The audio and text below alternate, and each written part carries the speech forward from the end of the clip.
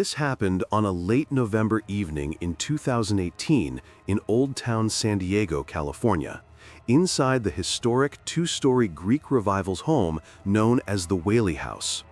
I had booked the evening after-hours tour of the house, partly out of curiosity, partly because I'd always felt drawn to old buildings with a history. The guide met us in the courtyard just as dusk settled. The air was cool, salt-tinged from the nearby bay, with a faint fragrance of old brick and peeling paint. I wore a dark jacket, the zipper half down. I felt slightly self-conscious, as though I should look serious to fit the setting. The house's façade looked grand but weathered, its pale stone bricks stained by years, the veranda rail chipped, the windows tall and dark. The sign at the door read Whaley House Museum, but the lettering was worn. Our group was small, maybe 10 people including the guide. We entered the front door. Inside the hallway, the floorboards creaked under each footstep. The guide whispered a bit of history. The land had once witnessed a public hanging of a man named Yankee Jim Robinson in 1852 before the house was built. At first it felt largely normal. Antique furniture, rugs slightly faded, the scent of old wood and a faint hint of lavender. Someone mentioned the building often smells faintly of perfume, attributed to past reports. The guide invited us to explore upstairs. I followed slowly, pausing in each room to take in the details. A patterned wallpaper peeling at the edges, a chair with upholstery cracked and threadbare, the hush of the building settling at night, as though the house exhaled. As we rose the stairs, I felt a slight drop in temperature. My breath looked faint in the lamplight. I dismissed it as normal for an old home with little HVAC. The guide told the story of Violet Whaley, one of the daughters who had a tragic wedding and then returned heartbroken and later committed suicide in her room upstairs. I paused at the door of her former bedroom. The wallpaper there was a faded floral, the window sash cracked, the drapes hanging lifeless. A faint scent of rose or lavender, I thought, though I couldn't tell if that was real or imagined. We moved from room to room. The group kept whispering. In one room, the guide asked us to stand quietly for 1 minute. I did. At about 30 seconds, I felt a shiver, and then thump thump, a footstep on the upstairs floor above us, very deliberate, heavy. It sounded like a boot landing on old wood. I looked up to the ceiling, asked the guide if others heard it. She nodded. She said many guests have heard heavy boots upstairs where no one should be. I felt a moment of adrenaline, my heart beat faster. The guide led us further into the house, down a narrow hallway to the back room that was once the home theater. The floorboards here had a slight hollow sound when stepped on.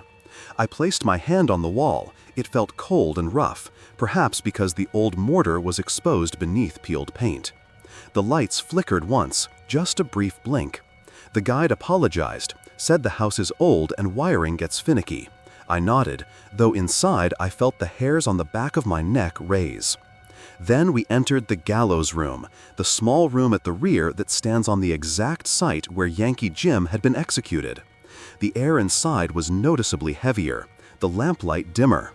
The windows overlooked the courtyard. Outside, silhouettes of palm fronds swayed in the breeze. I entered, hesitated, felt the floorboards quiet beneath me. The guide recounted how Thomas Whaley, the builder, insisted on constructing his home facing the Gallows site. Some say he believed the land was cursed. My unease grew slowly. I noticed a faint scent of cigar smoke drift in the room, though no one around me smoked. Legend says visitors have smelled cigar smoke upstairs, attributed to the ghost of Thomas Whaley, and a woman's perfume, attributed to Violet. I stepped toward the window and looked out at the dark courtyard. I felt strangely watched. The guide turned off the light for a minute, said we should listen. In the darkness, I heard it, the slightest creak of floorboards behind me. I turned sharply, no one there. My skin prickled. The guide turned the light back on. We moved on. I tried to calm myself, telling myself I was just tired, got here at dusk, old house noises. In the sitting room downstairs, I sat in an antique rocking chair. The chair rocked slightly. I dismissed it as uneven floor. Then I sensed something brush past my shoulder. I turned. No one. A soft sigh. almost like someone exhaling behind me. The chair rocked again. Now I was really uneasy. I looked at my jacket sleeve. My fingers felt damp, cold. I stood and joined the group. The guide invited us to pause in the foyer. She told us to look at the chandelier above. "Many guests have captured orbs in the lens of their phone cameras here," she said. I held my phone and took a photo anyway. When I tapped the image later, I noticed a faint orb near the ceiling corner. Could be dust, could be light reflection. Then we ascended for a final stop, Violet's bedroom again. The guide left us for 2 minutes, asked us to stay silent and reflect. I sat on the narrow bed, the mattress sagged slightly. I closed my eyes, heard the wind rustle outside the window sash, just slightly open. The room smelled faintly of must and something floral. My phone vibrated with a faint alert, though I had it set to silent. I looked, no notifications. I tried to ignore it. Suddenly I heard a whisper, so faint I wasn't sure. "Help me." I froze, my heart thudded. I looked at the empty room. The light flickered. Something moved in the far corner of the room. A shadow, fleeting, like a shape crossing the doorway. My throat tightened. I rose swiftly and left the bed, walking toward the door. As I did, the door creaked shut behind me by itself with a soft click. A cold draft raced past me. I turned and left the room. The guide was waiting outside. My skin felt clammy. She asked how I felt. I said quietly, "I want to leave." She nodded. She opened the front door. The night air hit me, crisp and salty. I exhaled. Back outside, I looked up at the windows of the house, dark, silent. I felt as though something watched me from inside. I walked away briskly, the sound of my boots on the pavement echoing. I escaped the house into the cool evening. I felt alive, unsettled, and changed. The next morning, I reviewed the photo again. The orb was still there. I never returned. And as I walked away, I couldn't help but feel that I left something behind, and it was watching me leave. This happened on a humid midsummer night, June 10, 2017, in Villisca, Iowa, at the infamous Villisca Axe Murder House. I had arranged for an overnight stay in the old Moore family home, a small wooden house in a quiet Iowa town. The day had been hot, the air sticky, with a gray twilight settling just after sunset. I arrived at the address, an unassuming 2-story white-painted house on a tree-lined street. The porch light glowed weakly, the paint was cracked, shutters half closed. I approached, carrying a duffel bag and a flashlight. Inside, the house smelled faintly of wood polish and something older, like an attic you opened once in a long time. I stepped into the living room. The floorboards groaned underfoot, the furniture minimal and arranged as a museum-like recreation of the original 1912 layout. I placed my bag down and ran my fingers over the wooden arm of a chair, the varnish rough in places, the texture reminding me of skin dried by sun. They gave me a tour earlier that day. The house was where, on the night of June 9-10, 1912, Josiah Moore, his wife Sarah, their 4 children, Herman, Mary, Arthur, Paul, and 2 visiting girls, Lena and Ina Stillinger, were all bludgeoned to death with an axe while sleeping. The crime remains unsolved. The house is preserved almost exactly in its 1912 form, and overnight guests are welcomed, for a fee, to spend the night. I unpacked in the bedroom that once belonged to the children. The kids' beds were positioned side by side. The walls had a pale floral stencil pattern faintly visible. The windows were shuttered, the room dim. I set the flashlight on the dresser, kibitz with the other guests. There were 2 of us. The investigators' equipment lay in the corner, a REM pod, a motion sensor, audio recorder. I felt a thrill, a mixture of excitement and fear. The town was silent. Outside the window, I could see the outline of a barn and a pale moon. The air was still. I lay in bed reading a book until midnight. The floor creaked when someone moved in the other room. The bed spring sagged when one of the mattresses shifted. At around 12:45 a.m., I noticed a faint flicker of light from the hallway, but the door was shut. I dismissed it as reflection. Then, at 2:03 a.m., I woke with a start. I heard children's voices upstairs, a giggle, then a weeping sound. My heart jumped. I sat up, my flashlight lay on my stomach, beam pointing upward. I listened. The air in the room felt heavier, as though the walls were closing in. The carpet felt damp under my bare feet when I stepped to the floor. I padded to the hall and looked up the stairs. In the top attic window, I saw a faint silhouette, long dark limbs inching across the window, leaving a faint mist behind. I blinked. Gone. I told myself it was a trick of moonlight. I returned to bed and tried to calm myself. The silence resumed. At 3 a.m., the motion sensor on the dresser leapt to red. I sat up. I turned on my handheld recorder. I asked, "Is anyone there?" Nothing at first. A faint rap on the closet door. I froze. I felt cold breath on the back of my neck. I turned. Nothing. I climbed out of the bed slowly and tiptoed to the closet. It opened slowly by itself, making a high-pitched squeak. I stepped back. The hair on my arm stood up. Suddenly, I heard a whisper, high and faint. "Don't leave me." The voice seemed female, childlike. I spun around. The room was empty, but the door locked behind me with a click. I fumbled with the doorknob. It wouldn't turn. Panic rose. I pounded on the door. My voice shook. The sound of someone walking outside on the upstairs floor.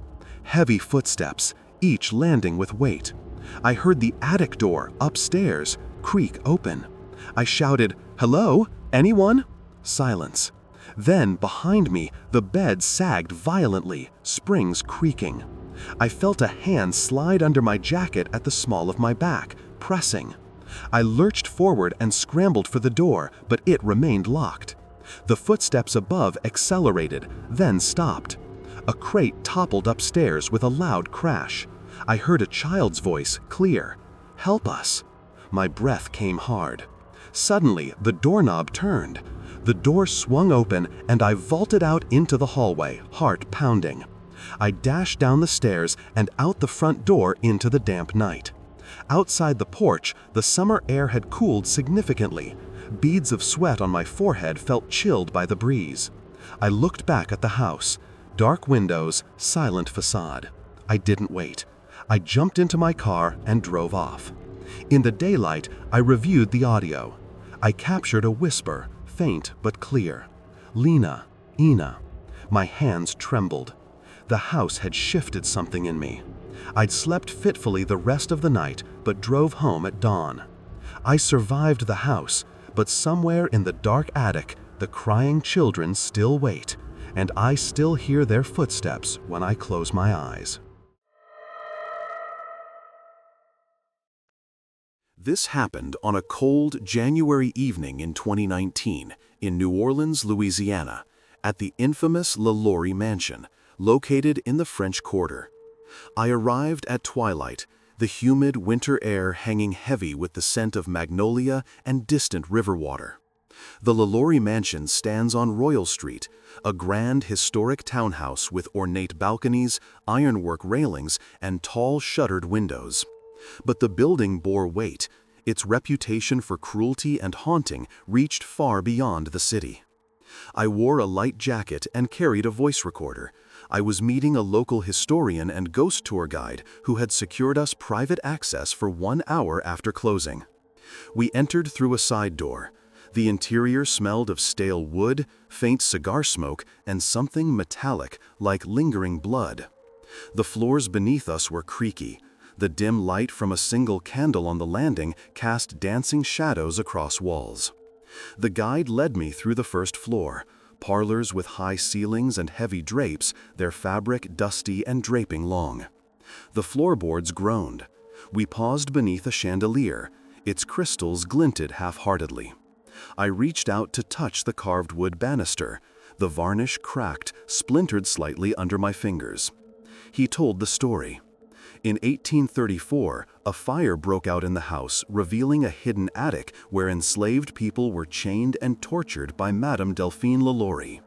Outrage erupted, she fled, and the house's dark legacy began. The guide's voice dropped. Some say those tortured souls never left. I swallowed hard. As we climbed the narrow back stairs to the third floor, the air became thick. The stairs had no runner. My steps reverberated in the empty house. At the landing, I felt a small prickling sensation, like static electricity on my scalp. The candle sputtered, then steadied. I looked to the banister. A small chain hung loosely, though no one had hung it there. We entered what used to be the attic quarters. Low ceilings, slanted roof, small windows shuttered tightly. The air here was stale. I could smell faint rot. The walls were dingy white plaster, the floorboards warped. The guide pointed to a corner where chains had once been found, rust stains still faintly visible. I touched the wall, cold, chalky. I turned my recorder on. I asked, "Is there anyone here with us?" A click, then silence. I reviewed the display, no spikes. I nervously set it down. The guide quietly lit a second candle. The flame flickered. Then we heard it, a soft gasp from the far side of the room. I froze. The guide illuminated the corner with his flashlight. Nothing visible. I felt a breeze, though no window open. The candle vibrated. I caught a faint shadow flicker across the wall, as if someone had just slipped behind the support beam. My heart sped. The guide said we should move on. I followed down the stairs. At the second floor landing, my jacket sleeve brushed a picture frame. The glass cracked slightly. I jumped. The guide smiled weakly and said, "That happens." I didn't believe in coincidences anymore. We moved into a dining room on the first floor. The table had been set with old silverware and china, dusty but arranged. I sat at a chair. The chair's legs scratched against the floor when I sat, but I heard something else. The faint sound of metal on metal behind me. I turned. An old silver carving knife on the serving table had moved slightly, its point now directed toward me. My pulse leapt. I stood to inspect, and as I did, the chandelier above tinkled, though no breeze was present. I looked at the ceiling. A single crystal swung. The atmosphere thickened. I felt my skin crawl. The guide whispered, "Some visitors say the spirits are strong here." At that moment, the smell changed. Something foul, like rotting flesh mixed with old perfume. I gagged. The candle flame flickered out. We were plunged into darkness. I heard a soft dragging sound, like a heavy cloth being pulled across floorboards. I reached for an exit. The handle was cold and turned slowly. The door opened, revealing the hallway bathed now only in moonlight. The guide gestured for me to go first. I stepped out. The hallway lights returned. My legs felt weak. I looked back. Inside the room I had just left, the door, a shadow hovered, its outline faint but humanoid. I couldn't tell if it moved or stood still. My breath caught. We didn't linger. I followed the guide out of the house. On the front steps, I paused and looked back at the iron balcony above. The hum of the city felt distant, replaced by the weight of something ancient. I exhaled, hands trembling. The next morning, I listened to the recorder. I found a faint whisper near the end, very low in volume. "Please free me." I played it again and again. The hairs on my arms stood. I deleted the file and never listened again. I walked away from the LaLaurie mansion into the bright New Orleans morning, but I left behind a fragment of my soul in those chains, and I'll never know when it might call me home.